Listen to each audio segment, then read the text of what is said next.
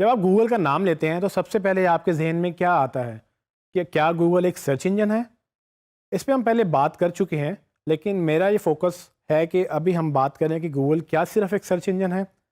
Google एक बहुत बड़ी कंपनी है, इसको तो हमने पहले डिस्कस कर लिया। लेकिन अगर गूगल सर्च की बात करें तो गूगल सिर्फ एक सर्च इंजन नहीं है, या यूँ कह सकते हैं कि गूगल एक सर्च इंजन रहना नहीं चाहता। और बहुत सारे लोगों ने बहुत सारी जगहों पर ये देखा होगा कि कैसे कैसे गूगल सर्च से बहुत ज़्यादा आगे चला गया है। अगर हम सर्च इंजन की एग्जांपल लें, सर्च इंजन क्या होता है, एक सर्च इंजन का मकसद क्या है। अगर आप कुछ सर्च करेंगे एक सर्च इंजन के ऊपर तो आपका वो एक रिज़ल्ट ला के देगा, जो कि सर्च इंजन का काम है। अगर आपने फॉर एग्जांपल कुछ सर्च किया, लेट्स सपोज कि मूवी का नाम सर्च कर रहे हैं तो वो आपको मूवी का रिज़ल्ट देगा। अगर आपने कोई रेस्टोरेंट का नाम सर्च किया तो आपको रेस्टोरेंट का रिज़ल्ट देगा। इसी तरह से आप जो जो सर्च करते जाएंगे वो उस तरह से रिज़ल्ट देता जाएगा। लेकिन एक आंसर इंजन क्या करता है? एक आंसर इंजन को जवाब देना होता है, क्योंकि वो आंसर करना चाहता है और वो आंसर इंजन बनना चाहता है। तो आंसर इंजन में क्या होगा, फॉर एग्जांपल कि आंसर इंजन से आप सवाल कर सकते हैं, और ना सिर्फ वो उसको सर्च करेगा कि कहाँ कहाँ उसके जवाब पड़े हुए हैं, वो सवाल का जवाब देने की भी कोशिश करेगा। फॉर एग्जांपल अगर आप एक सर्च इंजन पर सर्च करें 2+2, तो वो आपको रिजल्ट आके देगा कि 2+2 कहाँ कहाँ पर लिखा हुआ है।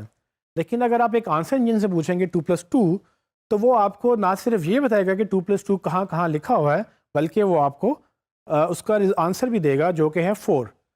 गूगल की कोशिश है कि वो आंसर इंजन बन जाए, और गूगल बहुत हद तक एक बहुत अच्छा आंसर इंजन बन भी चुका है। और उसका जो अमली नमूना है, जो उसका जो प्रैक्टिकल इम्प्लीमेंटेशन है, वो है गूगल असिस्टेंट। जब आप गूगल असिस्टेंट से कोई बात करते हैं, वो आपको उसका जवाब देता है। जब आप उसको कुछ सर्च करने को कहते हैं, वो आपको उसका रिजल्ट ला के देता है। सो ये होता कैसे है, ये गूगल में आप लोगों ने अक्सर नोटिस किया होगा कि कैसे डिफरेंट क्वेरीज के ऊपर डिफरेंट रिजल्ट्स आते हैं। तो आज हम कोशिश करेंगे कि वो अंडरस्टैंड कर लें कि क्या गूगल एक सर्च इंजन है या गूगल एक आंसर इंजन है। ये अक्सर एक बहुत बड़ी बहस बन जाती है, लेकिन गूगल स्टार्ट तो एक सर्च इंजन के तौर पे हुआ था, लेकिन गूगल की अल्टीमेट कोशिश ये है, गूगल की इम्कान ये है कि वो एक बेहतरीन आंसर इंजन बनना चाहता है। और गूगल ये चाहता है कि एक वक्त ऐसा भी आए कि उसको आप पूछें भी कुछ ना, और वो फिर भी आपको उसका जवाब दे दे जो आपको उस वक्त चाहिए होगा। तो गूगल की पूरी कोशिश है कि वो उस वक्त उस तरफ जाए। लेकिन फ़िलहाल गूगल से अगर आप कोई सवाल पूछें, गूगल उसके जवाब आपको देता है। सो जब गूगल आपको उसके जवाब देता है, इसका मतलब ये हुआ कि गूगल एक सर्च इंजन नहीं रहा, गूगल बेसिकली एक आंसर इंजन है। तो अगर आप गूगल को सिर्फ सर्च इंजन कहें तो गलत हो सकता है, लेकिन अगर आप गूगल को सर्च इंजन और आंसर इंजन कहें तो दोनों जवाब ठीक हो सकते हैं। आइए चलते हैं और देखते हैं कि गूगल कैसे किस डिफरेंट क्यूरीज के ऊपर किस तरह से अपना रिजल्ट बदलता है, और उसको कैसे वो दिखाता है, क्योंकि उसको शायद लगता है कि मैं कुछ और सर्च कर रहा हूँ और हमें कुछ और देखना चाहिए। Let's see. सबसे पहले मैं 2+2 टाइप करूँगा और देखेंगे उसका क्या रिजल्ट आता है। तो google.com पे जाएंगे और 2+2 लिखेंगे और एंटर करेंगे, तो आपको 2+2 का रिज़ल्ट मिलेगा, और वो रिज़ल्ट क्या है, 4। सो गूगल बजाय इसके कि उसको सर्च करता एज अ सर्च इंजन, उसने उसको आंसर दिया है एज एन आंसर इंजन। तो गूगल ने 2+2 का ना सिर्फ रिज़ल्ट दिया मुझे जो कि 4 है, उसने मुझे कैलकुलेटर भी खोल दिया है, जिसके मुताबिक मैं अगर क्वेरी चेंज करना चाहूँ, मैं कैलकुलेशन चेंज करना चाहूँ, तो मैं इसको प्रेस करके मैं डिफरेंट कैलकुलेशन इसी के ऊपर कर सकता हूँ। तो इसका मतलब क्या हुआ कि गूगल को लगता ही है कि मैं शायद कोई कैलकुलेशन कर रहा हूँ, मैं कोई हिसाब किताब कर रहा हूँ, और उस हिसाब किताब के लिए शायद मुझे कैलकुलेटर खोलना पड़े। तो गूगल नहीं चाहता कि मैं उसकी वेबसाइट छोड़ के कहीं और जाऊँ, तो वो चाहता है कि मैं इसकी वेबसाइट पर रहते हुए ही वो उस अपने सवाल का जवाब ढूंढ लूँ। और ये सिर्फ 2+2 तो बहुत बुनियादी सा एक सिंपल सा कैलकुलेशन थी। अगर आप इस पर कॉम्प्लेक्स फार्मूलाज लिखें, मतलब कि अगर आप मैथमेटिकल इक्वेशंस भी लिखें, तो गूगल बहुत सारी इक्वेशंस को सपोर्ट भी करता है। चले आगे देखते हैं कि गूगल अगर एक और क्वेरी अगर हम चेंज करें तो गूगल उसको कैसे चेंज करता है।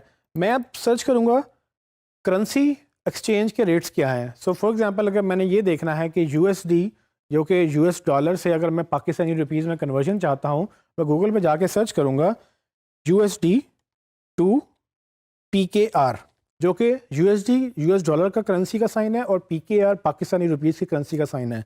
जब मैं ये दोनों लिखकर मैं एंटर करूंगा, तो बजाय इसके कि गूगल मुझे सर्च करके दे कि USD टू PKR की कितनी वेबसाइट्स हैं, गूगल मुझे आंसर दे रहा है। और वो आंसर क्या है कि $1 जो है वो इस वक्त 128 रुपये पाकिस्तानी रुपीज़ का है। ये गूगल ने ना सिर्फ मुझे आंसर दिया, बल्कि गूगल मुझे साथ ही एक ग्राफ शो कर रहा है। उस ग्राफ के तहत मुझे वो ट्रेंड बता रहा है कि कितना करेंसी में फ्लक्चुएशन आ रही है पूरे एक महीने में, कब ऊपर गया रेट और कब नीचे आया। और ये ट्रेंड जो है, मैं इसको अगर मज़ीद एक्सपेंड करना चाहूँ, मैं मज़ीद ज़्यादा लंबे अरसे तक ट्रेंड देखना चाहूँ, तो मैं 1 साल, 5 साल या मैक्सिमम जितना ट्रेंड गूगल के पास अवेलेबल है वो मुझे सारा ट्रेंड दिखाएगा। ये एक और एग्जांपल है जहाँ पर गूगल ने ना सिर्फ मुझे आंसर दिया, बल्कि उसने मुझे नीचे सर्चेस भी दी। तो अगर आप इसी रिज़ल्ट को स्क्रॉल करें और नीचे जाके देखें तो वो बहुत सारी डिफरेंट वेबसाइट्स भी दिखा रहा है। यहाँ तक कि वो मुझे इस वक्त ट्विटर के ऊपर रिजल्ट्स भी दिखा रहा है कि कहाँ कहाँ पर उसको क्या क्या इन्फॉर्मेशन मिली। लेकिन सबसे इम्पोर्टेंट बात यह है कि गूगल ने सिर्फ सर्च नहीं किया, गूगल ने बल्कि उसका आंसर भी किया। अब ये और क्वेरी मैं चेंज करता हूँ। फॉर एग्ज़ाम्पल, अगर आप फिल्में देखते हैं या ड्रामे देखते हैं और आपके कोई पसंदीदा एक्टर्स हैं, तो आप उनको सर्च करें तो क्वेरी थोड़ी सी बदल जाती है और नीचे लेआउट गूगल के सर्च का बदल जाता है। फॉर एग्ज़ाम्पल, मैं अगर सर्च करूँ फवाद ख़ान, जो कि पाकिस्तान में एक मशहूर एक्टर हैं, अगर मैं उनका फवाद ख़ान का नाम सर्च करूं तो गूगल जब मुझे रिज़ल्ट दिखाता है तो वो फवाद ख़ान का ना सिर्फ विकीपीडिया का रिज़ल्ट दिखाता है, बल्कि राइट साइड पे अगर आप देखें तो उसकी तस्वीरें, उसका बायोडाटा, और अगर मैं थोड़ा सा स्क्रॉल करूं तो उसमें वो मुझे उनकी बर्थ डेट, उनकी हाइट, उनकी बेगम का नाम और उनकी एजुकेशन, और साथ ही उन्होंने किन मूवीज़ में काम किया है, वो सब इन्फॉर्मेशन दिखा रहा है। अब ये चूँकि क्वेरी मेरी बदल गई, गूगल ने ना सिर्फ मुझे सर्च करके दिया, गूगल मुझे चाहता है कि मैं उनकी मज़ीद डिटेल्स भी पढूं। वो ये भी देख रहा है कि हो सकता है अगर मैंने फवाद खान सर्च किया है तो मैं शायद दूसरे भी एक्टर्स को सर्च करूं, जो कि आप स्क्रीन में देख सकते हैं कि वो दूसरे एक्टर्स को भी सजेशंस में दिखा रहा है। इसके बाद अगर मैं किसी जगह का नाम सर्च करूं, पाकिस्तान में या कहीं पर भी, तो गूगल उसके बारे में भी कुछ इन्फॉर्मेशन एक्स्ट्रा देता है। फॉर एग्ज़ाम्पल, मैं K2 सर्च करूं तो K2 की इंफॉर्मेशन डिफरेंट होगी बाकी चीज़ों से। अब K2 के बारे में मुझे गूगल क्या बताता है, वो ना सिर्फ विकीपीडिया का रिज़ल्ट दिखा रहा है, बल्कि वो मुझे वीडियोस दिखा रहा है जो कि पहले उसने नहीं दिखाई किसी और रिज़ल्ट में। और राइट साइड पे अगर आप देखें तो गूगल मुझे K2 की हाइट बता रहा है, और उसके पहली दफ़ा कितने उसको सर्च किया, उसकी खासियत क्या है, कहाँ पर वाक़या है, उसका मैप कहाँ पे है, उसकी तस्वीरें। और वो ये भी बताता है कि अगर आप K2 सर्च कर रहे हैं तो मे बी आप साथ नंगा पर्वत या माउंट एवरेस्ट या दूसरी पहाड़ियाँ भी सर्च करना चाहेंगे। स्टूडेंट, जैसे हम क्वेरी चेंज कर रहे हैं उस तरह से गूगल अपने रिजल्ट्स भी चेंज कर रहा है। अब एक और बड़ी इंटरेस्टिंग बात है कि गूगल सिर्फ इंफॉर्मेशन ही कलेक्ट नहीं करता, गूगल फैक्ट्स एंड फिगर्स को भी एग्जैक्टली शो करता है। मिसाल लेते हैं कि आईफिल टावर, जो कि पेरिस में एक टावर है, अगर आप उसका हाइट जानना चाहते हैं और मैं लिखूं आईफिल टावर हाइट या हाइट ऑफ आईफिल टावर, तो गूगल मुझे एग्जैक्ट उसकी हाइट यहीं पर बता देगा, बजाय इसके कि मुझे कहीं और विकीपीडिया पे या किसी और वेबसाइट पे लेकर जाए जहाँ से मैं उसकी हाइट पढ़ सकूँ।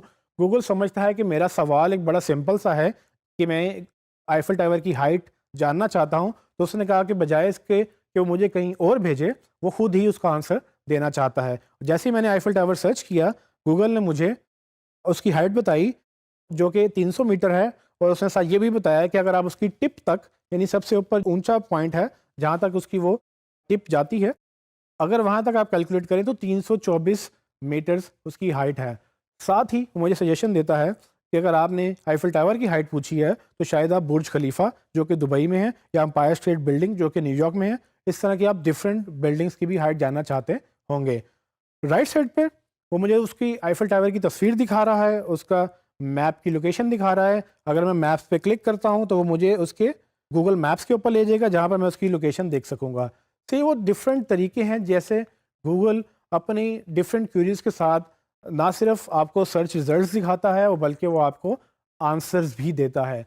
तो इससे ये साबित हो सकता है कि गूगल सिर्फ सर्च इंजन नहीं है, गूगल एक आंसर इंजन है, और गूगल मज़ीद कोशिशें कर रहा है कि वो इस आंसर इंजन में बेहतरी लाए और वो ज़्यादा से ज़्यादा आपको अंडरस्टैंड करते हुए आपको वो आंसर प्रोड्यूस करें।